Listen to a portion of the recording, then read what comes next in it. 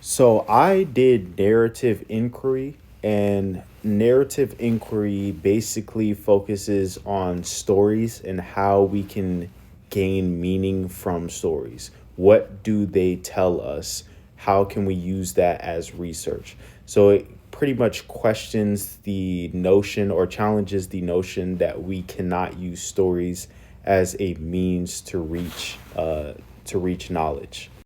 Now, I would say the challenge with narrative inquiry versus using a more hard science is that stories and interpretation are always changing, right? I may look at an experience I had when I was 10 way differently versus when I was 10 or now because I have so much more information and now I have different ways of processing that meaning. So that poses a challenge because the story is never fixed. The meaning is never fixed. Another challenge is how we are asking the questions because that may vary the results that we get for how the person interprets the questions we're asking. So I read one source and it said that there are four principles we should have when interviewing someone using the narrative inquiry. So we should be asking open-ended questions because if we ask specific questions, it's more so like we are trying to get the person to say something rather than allowing them to tell us what the story is and what they perceive the meaning to be. Also, we should elicit stories. So we should be able to share our stories. And one thing that many of the sources also mentioned was reflexivity.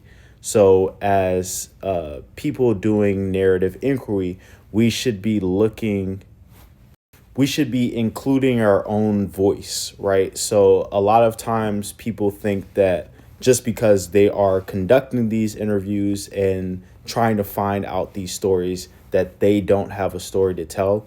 But many times when we share stories as the interviewer, the interviewee feels more comfortable to share their stories.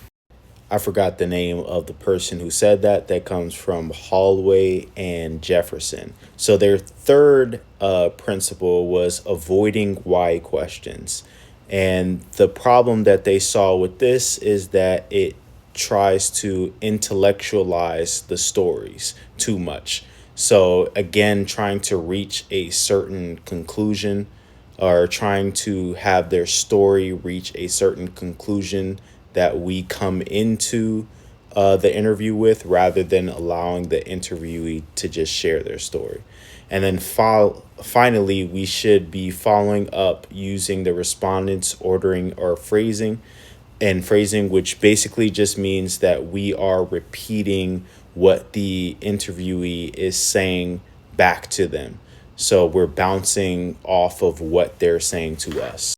For me personally, I am currently doing my thesis on Black performance poetry in Columbus, and a lot of it is doing narrative inquiry. And I didn't really have the words to describe what I was doing, so I found this information to be incredibly beneficial for how to better approach going about some of my interviews because I've already done some of these interviews, but now thinking about how I can improve when I do interviews going forward.